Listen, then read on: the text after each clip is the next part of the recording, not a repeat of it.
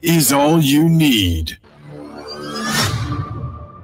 If you're a small business owner or an independent contractor, get critical illness insurance and cover up to 80% of your medical costs with Sagicor Pro Shield. The time by Sagicor Life is 7 a.m. and it's now time for the Morning Watch with Stokeley Marshall. Listeners to Love 101 FM are advised that the views and opinions expressed in this program are not necessarily those of Love 101 FM.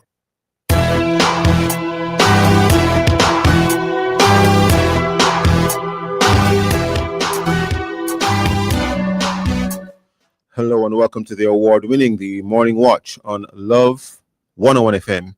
I'm your host, Stokeley Marshall. Dr.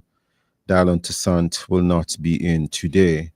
A special welcome to our listeners on love101.org. And if you are overseas and on the move, US listeners can access us at 712-832-8001. And if you are in the UK, 0330-332-6541. Or join us via the Love 101 FM app that can be downloaded from the Google Play Store or the Apple Store. You can also join us on Love 101 FM Facebook and YouTube Live. In the first watch today, remembering Finsac 25 years later, what has it really cost Jamaicans? And in second watch, exploring when the law cracks down on AI, artificial intelligence, use in court. For our social media question, we ask, Finsac happened 25 years ago, but has Jamaica really moved on? Or are we still paying the price today? Share your responses on our Love 101 FM Facebook page and YouTube channel, and also on WhatsApp, 876-997-3125 using the hashtag The Morning Watch. We'll share your responses later on the program, but first, as I quote. All right, today's I quote says, "And those who were seen dancing were thought to be insane by those who could not hear the music." This one is attributed to Frederick with a nice last name, and the other person is George Carlin. Very interesting. Were thought to be insane by those who could not hear the music. Good morning, Jacal. Good morning. The first watch. We'll be back after this break.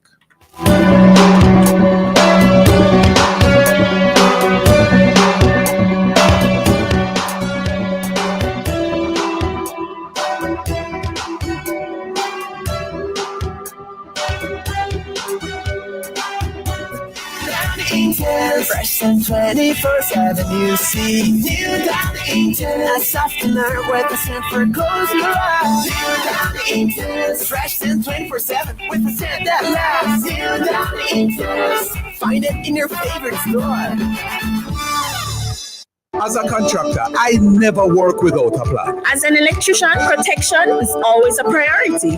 If you're a small business owner or an independent contractor, there's a plan that gives you protection and coverage. Sagicor Pro Shield. Get up to $1 million critical illness coverage and cover up to 80% of your medical costs for as little as $15,510 every 3 months. Get the protection you need with Sagicor Pro Shield. Call 876-936-7784. Conditions apply. Something big is coming this Christmas. 2 cities, 2 dates. One unforgettable experience. Mark your calendars. Saturday, December 13th and Saturday, December 20, 2025. The magic of the season is about to hit Jamaica like never before. Where will it be? Who will be there? Stay tuned. Because season splendor is coming and you don't want to miss it. Season Splendor. The countdown begins.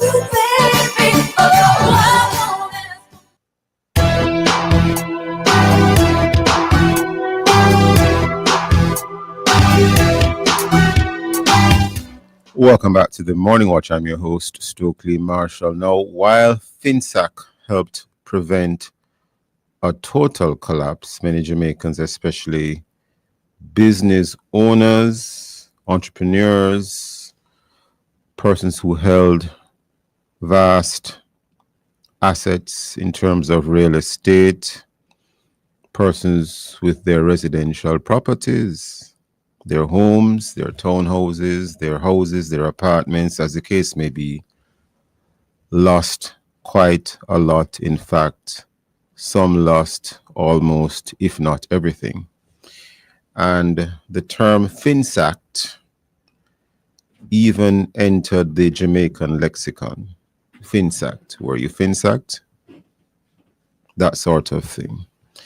And it typically refers to persons who were financially ruined or lost everything or just about everything due to debt restructuring, which was indicated to be part and parcel of the FinSac process, if I could use that terminology, for want of a better terminology. A commission of inquiry was later established to examine the causes, management, and impact of the crisis and FinSac's operations. Of course, for those listening, FinSac means Financial Sector Adjustment Company. The question is, who was to blame and what lessons were learned, if any? What were the failures? Were the persons who were arguably FinSacked free of any blame? Were some of them persons who could have done a little bit of a better job in running their businesses, or notwithstanding any of the challenges persons may have had in running their businesses? Is it that the external issues in relation to,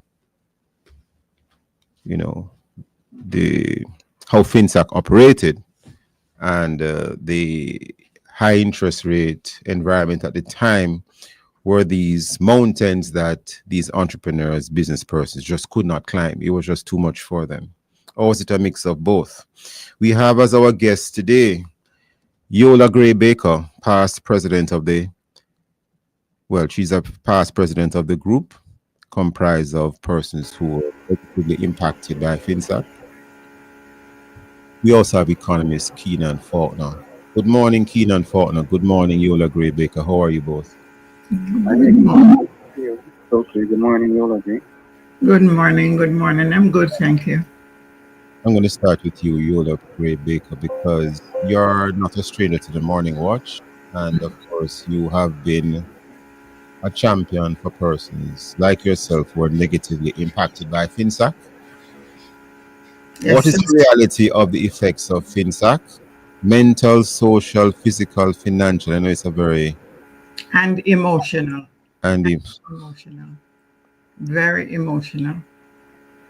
By the way, I will... Well, go ahead, Yola. Yeah. It's not a matter of what you lost, but it's also who you lost. Because a lot of families, for example, my husband, they just a week after we were thrown out of our house, he started getting ill. Now, a lot of people committed suicide.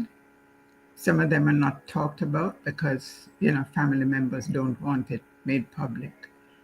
But the emotional toll, there was one lady that I visited her house the morning they went to throw her out. She called me. I went over just to give her moral support because there was nothing I could do to help. And the lady was literally standing in the front of her yard with the urine running down her legs. Okay? So the emotional has been worse than anything else. However, even in the last election campaigning here, I noticed they still using FinSac like a ball, rolling it from one party to the other. And yet none of those parties, none of the members, neither the leader or the opposition or the prime minister. The prime minister who himself got a FinSac home. He's claiming it is not a FinSac home simply because what he did, unlike other politicians and family members who acquired FinSac homes, is that particular property, when you see what the politicians did, was they go through the list of the properties and selected the ones they wanted.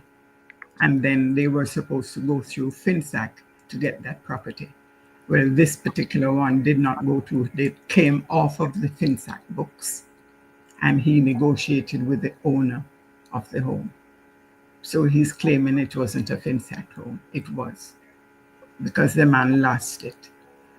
And I sent you guys a document that was done by 2 members of the Jamaica Labour Party on instructions from the leader of the party back then, to find out the causes, to go through FinSac, Jamaica Redevelopment, the banks, to find out the causes. And everything is there as we had assumed and as we have evidenced through the inquiry. And it is more devastating to us, the fact that they have spent so much of taxpayers' money to do that FinSac inquiry and yet have produced no report. So as a consequence of all of this, I have prepared a website, which I sent a copy of the link to you guys. Please announce it so people can go on the website and see all the illegal, illicit actions that were taken during that period of time. And when I say illegal, I mean illegal, conducted by government ministers and their representative persons who were also part of the party and who worked in legal offices when what they did, because the truth is there as to what was happening in the banks, what wasn't done to protect the debtors. And I mean, it is a horror story, a horror story. Yola Gray Baker, thank you for what you have shared so far. Keenan Faulkner, the reality of the effects of FinSac. Right. So I think one of the biggest legacies of that era during the financial meltdown of the 1990s. Mr. Faulkner, you sound a bit distant. I don't know if there's something that can be done to rectify that. But let's try again. Are you hearing me better? Yes, a lot better now. Yes, go ahead. Right. So I think one of the biggest legacies of that era during the financial sector meltdown in the 1990s was how can we really effectively resolve failed entities and what are called non-viable institutions, because it really exposes and highlights gaps in how we treat with, trying to intervene in distressed institutions, and that in such a way that it's seamless, efficient, and fair, because that financial crisis at the time cost taxpayers around 140 billion, which would have been the equivalent then of 40% of GDP in today's 140 billion with a B? Billion with a B. So 40% of GDP back then, and today that would be equivalent to around 1.3 trillion. So you think of how big 1.3 trillion is, that is the size of the last budget that was read in March. So just think about all of that being taxpayers' money, government now underwriting the cost of that crisis. It is inherently unfair. Keenan Faulkner, in a nutshell, if you could assist us, just so that we have a little bit more context, what exactly was FinSac's role? What was it designed to do? Well, it was designed to intervene by, in distressed institutions. So, as the acronym said, such as banks sector, and insurance companies? Right, and other financial entities. To do what exactly? Taking over... to save them from going under. Right, so because of the high interest rate regime at the time, I'm trying to see if I can... Well, that would have been one of the... That was only one of the issues. Hold the thought for a second, Mr. Faulkner, because we're now upon a break. You can elaborate after the break, sir. Thank you so much. And of course, Yola Gray Baker will have more comments from you. Listeners, please stay with us. We'll be right back on the Morning Watch.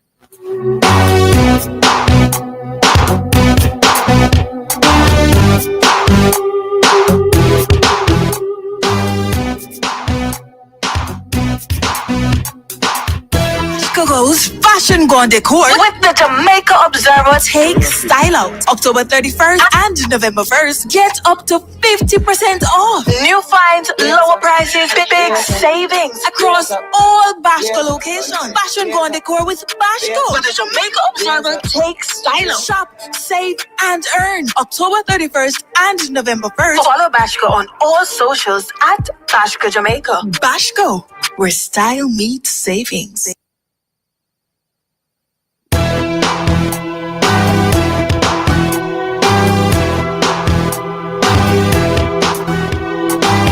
Welcome back to the Morning Watch. I'm your host, Stokeley Marshall. We are in the first watch and we are having a conversation with Yola Gray Baker, past president of the Association of Persons Who Were Negatively Impacted by FinSAC. And we also have, as another guest, Keenan Faulkner, economist. So far, we have heard from Yola Gray Baker in terms of the emotional and other effects that FinSAC had on herself and others that she knew. Mr. Faulkner, just before the break, sir, you were beginning to let us know what was what FinSAC, what it was and what was it designed to achieve, and the context in which it was operating. Would you like to continue, Mr. Faulkner, in terms of what was the role of FinSAC, the purpose of FinSAC, on what basis was it intervening with the entities relevant, such as the insurance companies, the banks, and other financial entities? Please continue, Mr. Faulkner.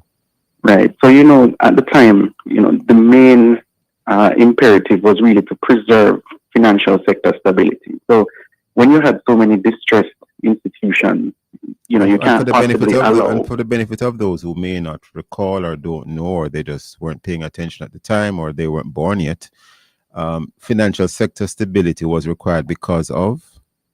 Well, it's just a general imperative, in the sense that you can't possibly allow so many institutions to fail. It erodes. And why were they failing, generally, so people can understand? Why were they failing? So, there are many different reasons why it was said a lot of them failed. A lot of them were engaging in activities outside of their remit. There was a mismatch between assets and liabilities of many companies. They had short-term assets, long-term liabilities, kind of thing. Maybe they weren't watching maybe some of them weren't watching their ratios in terms of, are they a little bit too highly leveraged, that sort of thing. Right. So there were, it's a whole potpourri kind of thing in terms of the reasons. There are many different idiosyncratic, episodic reasons why different institutions fail. But speaking, from and these are the same entities that business persons and entrepreneurs were borrowing money from to go into business. Right. So if you're over leveraged, you're lending out too much, and you're not receiving a lot of money. Some of these borrowers had taken loans where they would even their very residential homes were security for these loans. Right. Those are the different scenarios under which you'd have different entities engaging in practices that were just not conforming to principles of good financial management. And at the time that you didn't have as much oversight in the Jamaican financial sector as you do now. Right, which is the next point I was segueing into. So, when the financial sector was growing so rapidly, there was a rapid financialization of the economy, meaning that the financial sector grew as a proportion of the rest of the economy so fast that it outstripped the capacity of existing legislation in order to effectively govern what was happening. So you had a lot of regulation and supervisory capacity was just not present in order to know effectively manage the growing size of the economy. So that was a process that started as early as probably the mid-1980s. So we commonly refer to that period in the early 1990s when we had liberalized all foreign exchange controls, all capital controls, and the currency as well began to depreciate, resulting in a very high inflation environment which had to be tamed by interest rates. At the time they said it's mopping up excess liquidity. So you're making interest rates higher in order to tame inflation, which at one point reached 80% in 1991. so which was the highest on record in a single year, and then it gradually decreased thereafter. But that was just one thing that worsened it. So it wasn't the main cause. It was really the fact that over a long period of time, financial sector began to grow at such a pace that legislation, regulations, all of the oversight mechanisms could not keep up with the growth and development of the sector. So you found that a lot of principals of entities were just allowed to do a lot of things that were inimical to the interests principals, of you mean financial major sector. Shareholders of entities? Well, as well as management. So, it's also a management issue. Or directors. So, right. So, it bears the question now, why in resolving that crisis, there is the question about what is fair. You don't want a situation where you begin to now privatize profits and gains. So you're talking about people associated with companies. Whenever the company is doing well, they all get the benefits. But when the company is not doing well, and then it is on the brink of failure, should taxpayers now bail out companies? Should the government do that? So there was no formal mechanism in place where anybody else but the government could do that. And that is what where some of the friction and the tension comes in. There are questions. Let me ask a question, Mr. Faulkner. I know that you could tell us much more, but only in the interest of time, because never enough time on the morning watch, sir. What about in terms of the impact on the business operators, the entrepreneurs, the business persons like Yola Gray Baker and many, many others? And by the way, I recall my mother once telling me about a situation where we were somewhat impacted as well by what happened in relation to FinSac. I mean, I don't have all the details on me now, but she did explain that it was not easy to deal with at the time. Thankfully, the exposure was not as great as many others that Yola Gray Baker knew. So what about having dialogue at the time with the entrepreneurs themselves, the business persons themselves, so that maybe they could try to restructure their loans or something like that, as opposed to sort of just taking the assets? I think that is part of the challenge that persons like Yola Gray Baker experienced. You see, it's one thing to save the institutions, and that's perfectly fine. You're trying to you don't want the economy to collapse or to fall into disarray. But what about the disarray to the entrepreneurs, the business persons? Couldn't there have been some kind of system, mechanism, plan? Couldn't something have been operationalized to interface directly with them so that, well, you owe X amount of dollars, millions, etc., as the case may be, you were supposed to pay it off in 5 years. Maybe you can try paying it off in 10. Maybe we can spread the payments out over a longer period of time so that they're not negatively impacted. It doesn't mean there wouldn't be some fallout. Maybe there would still be some fallout, but maybe it wouldn't have been as devastating. Because when I hear the stories of what has happened to some of these persons who are finsacked, to use that term, it is really like you have some movies which are tragedies. That is what they are. They are tragedies. Keenan Faulkner. Right. That should have happened ideally, in a perfect world.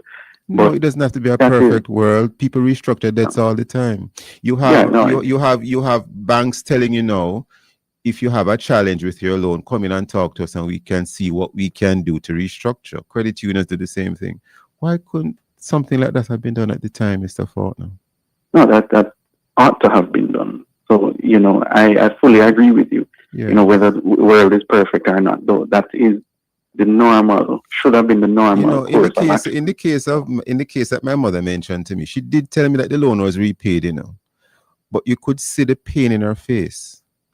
It was repaid, but you could see the pain in her face in terms of how it was repaid. It was as if money had to be found. You're working, but you're working to pay back. You know what I mean, Mr. Faulkner? I'm not, and that case was a minor case in relation to some of the major cases I was hearing about in terms of what Yola Gray Baker said. I mean, persons lost homes, lost their vehicles, lost large expanses of properties, lost everything. Continue, Mr. Faulkner, because every time I hear about saving the financial sector, I am sympathetic to that, yes. But what about the people at the micro level, the business people, Jamaican people, mostly Jamaican black people, if I could add that? Mr. Faulkner, continue. Right. So, you don't only save the financial sector in order just for the sake of doing so. You do it with the intent, or at least the way that you do it should be such that it also protects the persons who interact with it, the persons who are depositors, persons who are investors, which is why, the whole point of how you resolve these crises really, is such a big question. There are gaps in legislation that do not effectively allow for the speedy and the smooth resolution of these crises, because you're using back then taxpayers' money. It's not fair for you to socialize effectively these losses when private entities fail. So that's why the biggest lesson that comes out of that era is how do we treat with resolving failed entities so that you don't cause that sort and of again, pain. I'm hearing you say failed entities. Failed entities and challenged entrepreneurs. Hold that thought for a second, Mr. Faulkner. You'll agree, Baker, we have heard from Keenan Faulkner, and no prejudice to him whatsoever. I mean, in fact, Mr. Faulkner, I'm grateful that you have spoken. You will agree, Baker, the FinSAC report still hasn't really been published. Is that the correct word? And the impact even today in terms of the business operators, the entrepreneurs, the business persons. Any comments you have to say in terms of the FinSAC report? Yeah, well, have you heard anything more recently about when that will? Well, hold on. Before I go there, can I just, with reference to what Mr. Faulkner said? Yeah. They quickly because of time.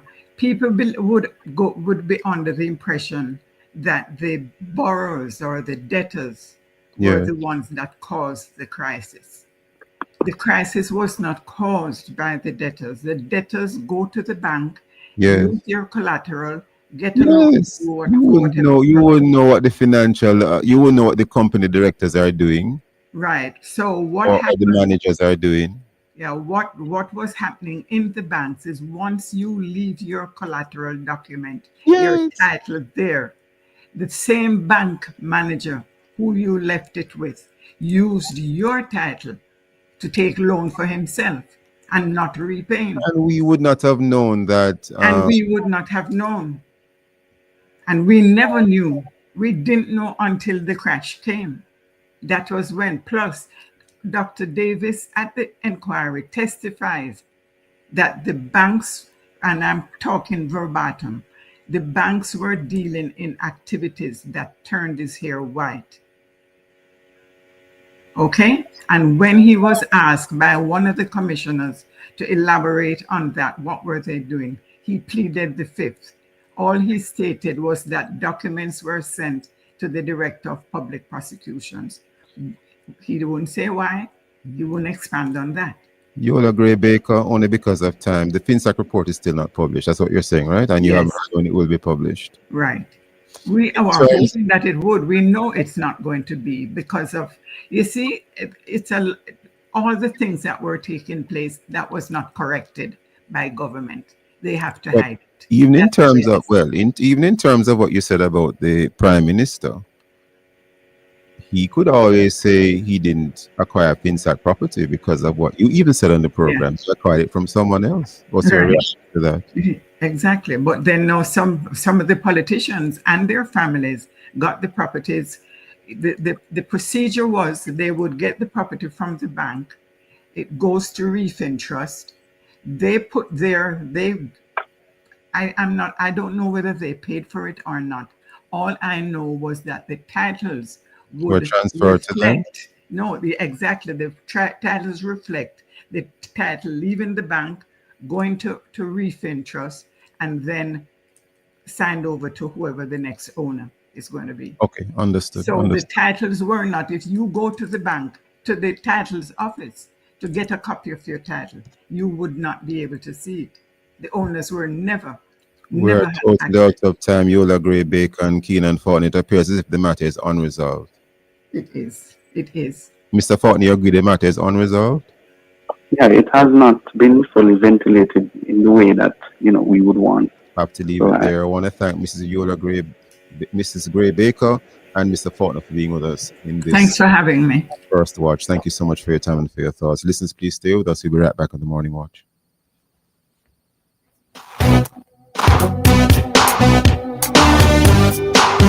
Start your journey with a JN Small Business Loan with small business loans as little as $10,000 and up to $4 million. The time by JN Small Business Loan is 7:30. Done. Triple Breeze Cleaning Power. Each foam lasts longer. Done. Triple Breeze Cleaning Power. You scrub less often. Done. Triple Breeze Cleaning Power. Find it at a great price in your favorite store or supermarket. Formula with 3 grease cleaning agents versus another dishwashing soap of similar price. We know you're making every dollar work harder, choosing carefully, buying what you need, and making it stretch as far as you can. That's why Grace is giving shoppers discounts on over 20 of your favorite Grace products when you cash out at participating supermarkets. It's our way of helping you sweeten moments together, share more meals, and take care of the people you love. Make a good move with 20% savings from Grace.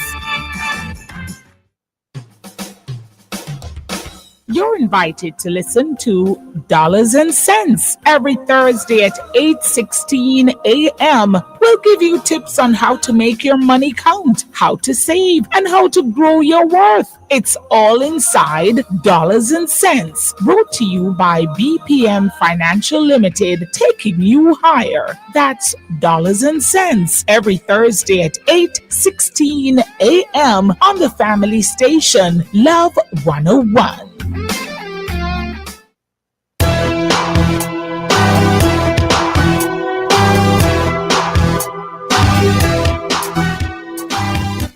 Welcome back to the Morning Watch. I'm your host, Stokeley Marshall. Let's take a look at the newspapers to see what Jamaicans and others are saying. And we have here in the Gleaner, political storm. Among the lead stories, political storm. Tensions flared in Parliament on Tuesday after Speaker of the House, Juliet Holness, muted the microphone of Opposition Leader Mark Golding during a heated exchange over questions posed to a government minister. And we also have here in the Gleaner, high alert for Melissa. And many persons by now are aware that Tropical Storm Melissa is on the waters. We now turn to the Jamaica Observer. Eye on Melissa, Jamaica under tropical storm watch. The Meteorological Service maintained its tropical storm watch on Jamaica Tuesday night as Melissa continued its slow march over the Caribbean South Sea of Hispaniola. On the front page of the Daily Observer, there's reference to a story for which there's more detail at page 7.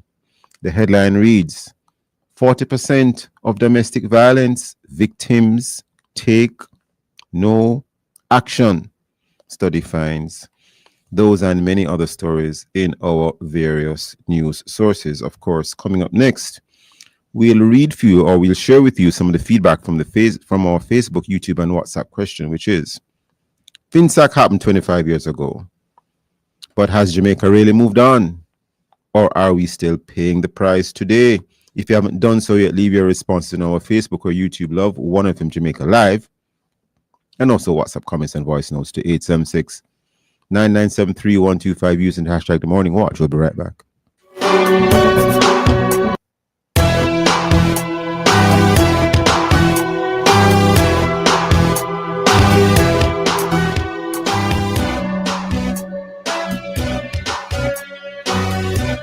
Imagine $2 million to boost your business. With your NCB Visa credit card, that dream could be yours. Just tap and spend 120,000 Jamaican dollars or more between September 12 and October 31, and you could win one of 3 amazing prizes. 2 million Jamaican dollars for your business investments, 1 million Jamaican dollars to train your team, or 500,000 Jamaican dollars back on your card. Boost your business with every tap. Learn more at ncb.com/Visa Boost. Conditions apply. Authorized under Section 58.3 of the Betting, Gaming and Lotteries Act. Fresh and 24/7, you see. New Down Eaton, a softener with a scent for cozy love. New Down Eaton, fresh and 24/7 with a scent that lasts. New Down Eaton, find it in your favorite store. Mama work hard, for real. She do the most to send me and my brother go school. So, the dream was always to go to university. Well, I fulfilled 2 dreams with 1 Jane Bank savings plan, you know. I further my education and I make mama proud. Say so you can make the part, travel far, graduate like a star. Stop wishing you could. With your Jane Bank savings, you absolutely can. Jane Bank will help you find a way.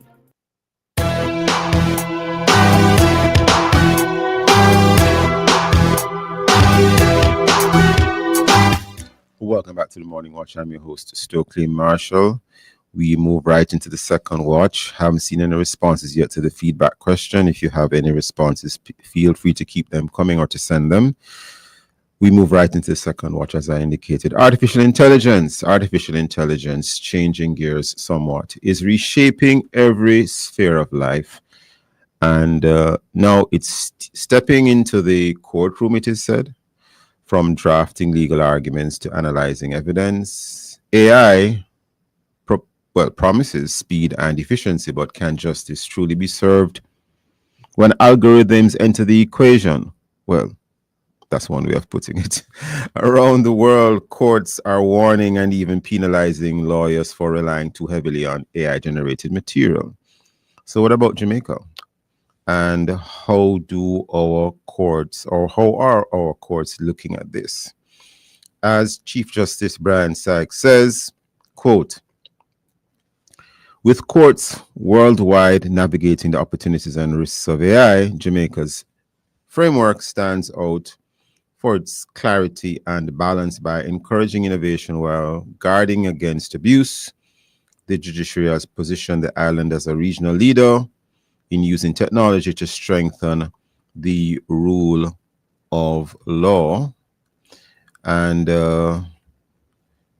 just recently, a practice direction was issued by the Supreme Court of Jamaica, as recently as September the 17th, to be exact, is the date of the practice direction, which sets out guidelines on the use of artificial intelligence by legal counsel in terms of court matters and how counsel should conduct themselves in using AI. We have as guests this morning to discuss this very interesting topic, Nadine Matthews-Blair, AI and digital transformation educator and consultant, chair of the Jamaica Artificial Intelligence Association. Sounds like a really nice association. Nadine Matthews-Blair. And Chuck Cameron, attorney at law, privacy practitioner, founder, Design Privacy. Mr. Cameron appears to be one of these lawyers who must be having a grand time every day in this very new and dynamic space. Chuck Cameron, sir. Nadine Matthews-Blair, madam, how are you both this morning? Well, thank you. Good morning. Are you hearing me well? Hearing you loud and clear, crystal clear, actually. Morning, Nadine. Morning, Sir Stokeley. Good morning, Mr. Really Cameron. good to see you. And Nadine Matthews-Blair, every day you probably wake up with a smile on your face. You're the chair of the Jamaica AI Association. Yes, I do wake up with a smile on my face every day. No, what are some of the legitimate uses of AI in law that could actually strengthen Jamaica's justice system?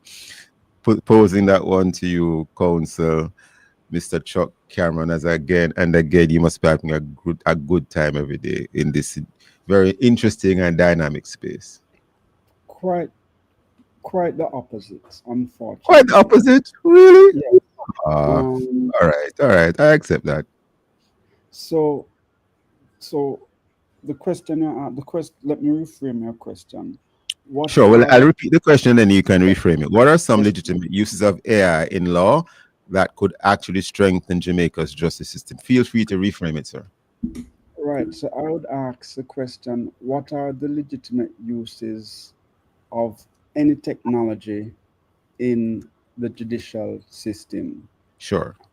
Over time, we have seen that we have moved from, and only recently, from typewriters to computers to to phone to smartphones. Now we're introducing audio recording in the courthouse. Yes.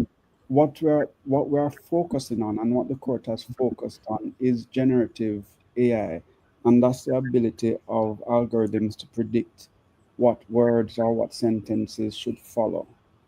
Um, there is So you're separating AI from generative AI. Explain the difference for those who may not know, sir.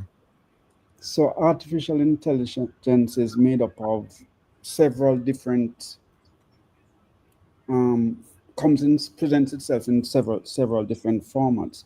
What Sure. has taken the world by storm is generative AI, where the computer will predict, or so not only predict. So remember when you're typing and it predicts the word and finishes the word for you. Yes, yes. So that is what Even generative. typing an email, it will suggest the words you can use to complete the sentence. Correct. And Yeah. so you can now do that at the scale of on a very, very, very large scale. Yes. So in terms of, and it doesn't, while they use the term intelligence, that's a marketing ploy, it's not, it is still algorithms driving everything, and it's still science, still being driven by algorithms. Yes. Uh, to rely on generative AI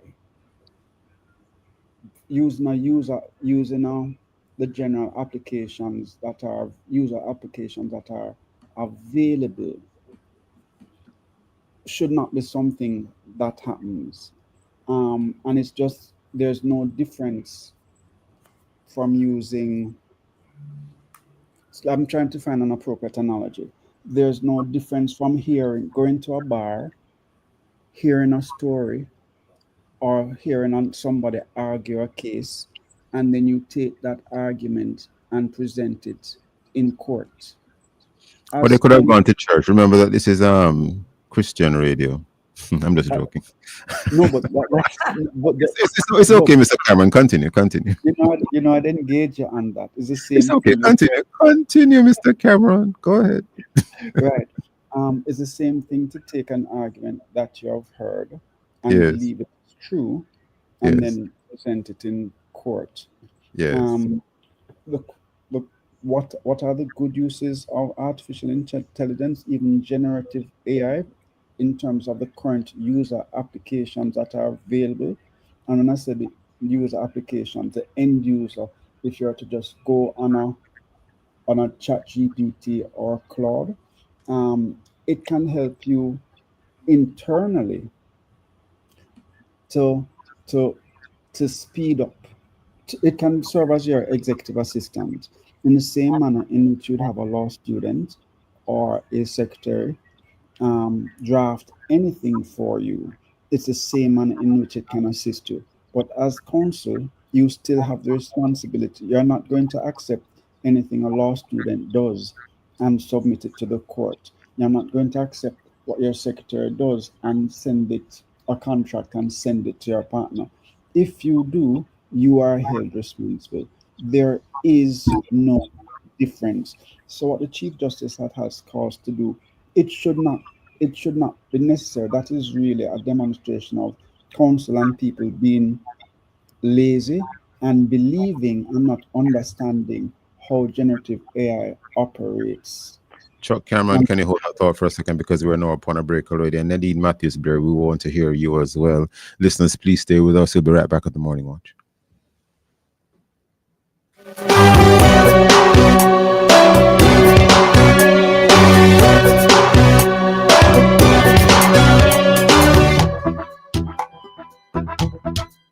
Grace is giving shoppers discounts on over 20 of your favorite Grace products when you cash out at participating supermarkets. The time by Grace could move is 7:45. Grace is giving shoppers discounts on over 20 of your favorite.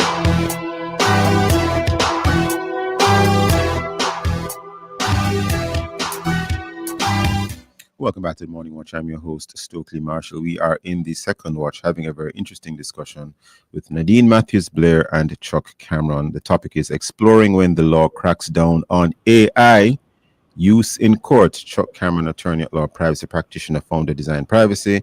Nadine Matthews-Blair, AI and digital transformation educator and consultant, chair of the Jamaica Artificial Intelligence Association. Chuck Cameron, you're making some points just before the break. Please continue.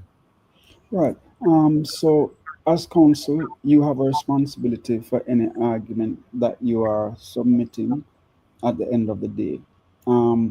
Further down, could share what are some possible, how could you use a current application? But I know Nadine has a lot of views on this as well. Sure. And in fact, before we bring her in, I just wanted to, for the benefit of those listening and watching, of course, to just share a little bit of the practice direction. Now, of course, I'm going to read it line by line, but it's practice direction number 1 of 2025, use of generative artificial intelligence in court proceedings. What's interesting is that the practice direction actually defines what is AI, and it goes on to define what is generative AI.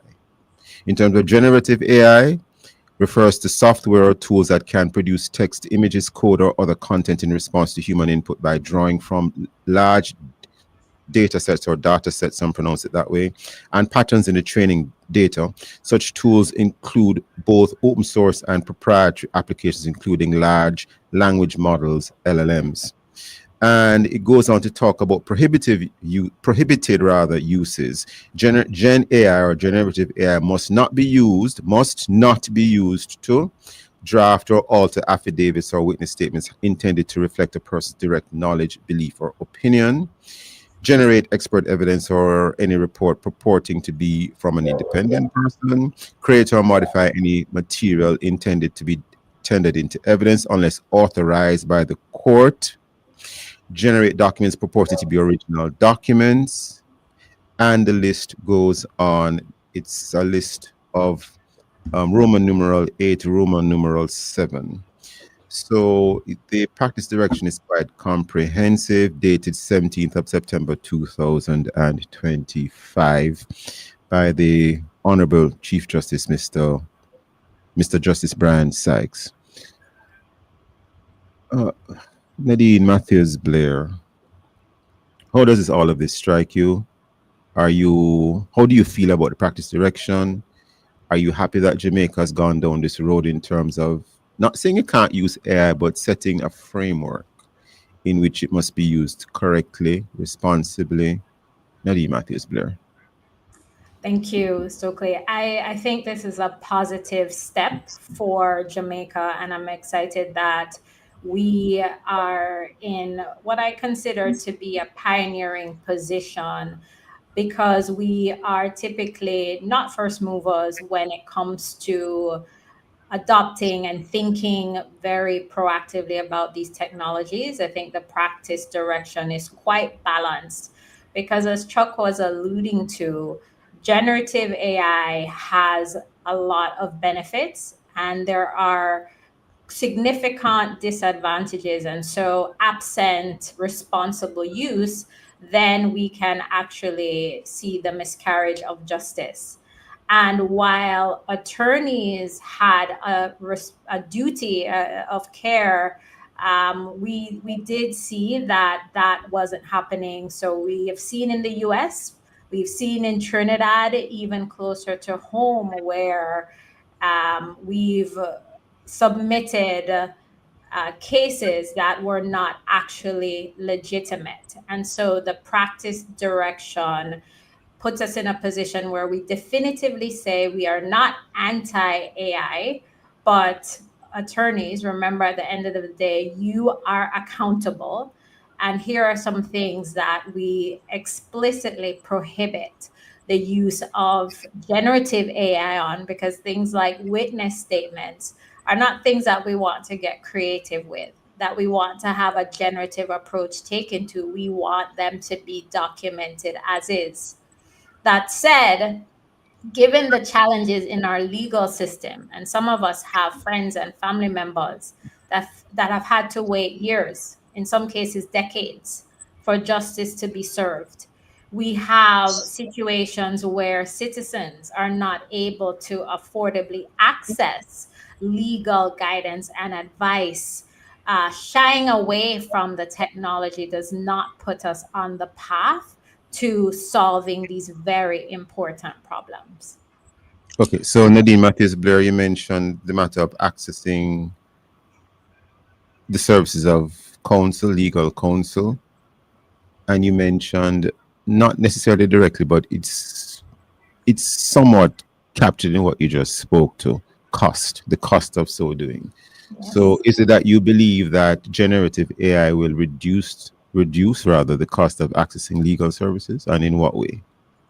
It can make legal services more accessible. And I use that broadly because if we look at Constable Smart, for instance, which was just launched, what it is an AI agent which allows citizens to call in to 119 and ask simple questions, which for whatever reason, they're scattered all over the internet and not easily accessible. The Jamaica Artificial Intelligence Association would have launched a law bot via WhatsApp. And the intention is not to replace legal advice, but to put in the hands of citizens in an affordable way information so that they can ask basic questions. The example for Lawbot was, if I have X number of points, Constable Smart, if I have X number of points, when will I lose my license?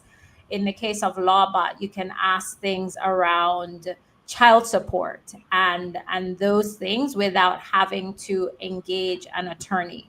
At the end of the day, though, in terms of getting justice served, we do recommend leveraging a licensed practitioner, right? And in the same way, the practice direction says at the end of the day, you, licensed practitioner, is responsible for validating the accuracy of everything.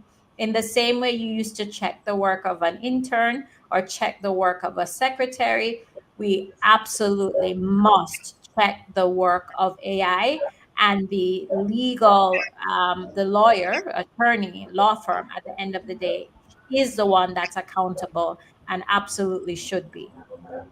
Interesting. And I'll just read a couple before I bring you back in, Mr. Cameron. I'll just read a couple more of the prohibited uses of generative AI. It goes on to say, generate images must not be used to generate images unless this use is expressly requested, explained, and approved by the court. Generate invented case law, statutory provisions, legal principles, facts, any information that is not independently verified. Generate images or avatars that falsely represent or imply an accurate likeness of the use or any other person for the purpose of joining any virtual conference, meetings, and or hearings before judges, masters, registrars, and deputy registrars. So I suppose that means you can't use an AI image of yourself to go on a video conference of, say, a case management conference before a judge. Is that what it means, Mr. Cameron? I'm just trying to think of one possible meaning of that. That was attempted where persons had a avatar representing, appearing on their behalf. So what are some of the practical uses of AI in a law practice today? Yeah. So for an attorney who stands out in court or any area, it requires a significant amount of research. That is where you spend hours, and attorneys will tell you that they're never in a position to bill for all of those hours of research that you do. If it is, you have your case law in an electronic format. Yes. and without prepping it, or as Nadine would explain, having it in a vector database where everything is broken up and accessible. If it is you're just to upload a body of case law that you will not have physical opportunity to analyze. If it is you are to use AI to basically short list your research, that is one positive use, because at the end of the day, you still have to read every single case that is presented. But the difference is you are now starting with where you must start, the law. Yeah. And then you're simply shortlisting that law to find arguments that may be able to support you, or even trace the development of the law, and then you have to do that work. So that would save significant amount of hours if it is you're that attorney who is inclined to research the law. Another important use, having drafted court documents, because the beauty about it, law is code. And interestingly, that is what AI is made up of, and that's what technology is, code. So using AI is actually perfectly suited as long as you understand how it is to be used. So if it is you have to draft an affidavit, and affidavit isn't just a witness statement that captures what people say. Affidavits must cover the legal issues that you are trying to prove in court. So you could use AI. You can tell AI, okay, you could have it interpret what points of law must be present or what issues must be addressed, and you could use AI to analyze all the documents that you have produced to ensure that the relevant legal issues have been addressed. So you're not using it in the concept of using it to invent things that don't exist is next to criminal. The person, in other words, based on what you just said, based on what you said before, you just said using it to do things that don't exist is criminal or next to criminal. What you really mean, Mr. Cameron, is that the AI is essentially doing the work of, maybe, for instance, an attorney who is maybe just recently graduated and they're an associate in a law practice. Correct. You essentially ensuring that the document covers all the issues. That's essentially what an associate would likely be doing. And what that associate would likely be doing is staying up all night before a court and reading all the laws and identifying all the salient arguments. So it's that type of heavy lifting that it's ideally made for. Interesting. Never enough time on the morning watch. But before we wrap, do you have any concerns about the issue of confidentiality with the use of AI, Mr. Cameron, before we go? Definitely. And it is for that context, you hear me, the use cases that I speak to, because if it is now, you start using AI to assess witness statements, you are now making what is otherwise ought to be confidential public. Because arguably you are now putting, help me here, is it that you'd be putting your instructions in writing from your client now into a database to be analyzed? Yes, in short, but that's dependent upon what application you choose to use. Sure. But if you put it into this application or this database, and arguably you're now exposing your client's business to, can I say, cyberspace? Correct. So, no, not cyberspace, other individuals. Let's not talk about cyber. There's no such thing as cyberspace. Thank you very much. I'm guided by you, Mr. Cameron. I want to thank you for that. But I think I heard Nadine Matthews Blair is essentially agreeing with the general thought of what I was saying. Well, Nadine Matthews Blair and Mr. Chuck Cameron, never enough time in the morning watch. We're completely out of time. I want to thank both of you for this very interesting discussion this morning on the matter of AI and court. Thank you so much for your time and for your thoughts. Thank you so much. It was a pleasure. Yes, thank you. And listeners and viewers, we thank you for being with us. Join us again tomorrow as we look at other issues of the day. Visit our Love 101 FM YouTube channel and Facebook page for this and all other Love 101 FM programs. And of course, download our Love 101 app and stay connected to us, the family station, Love 101 FM, the number one gospel station in Jamaica. Thanks to our producer, Kathy Gale, and to our guests. Join me tomorrow as I look at other issues of the day. I am Stokeley. Marshall, hand you back over the morning with Chakal.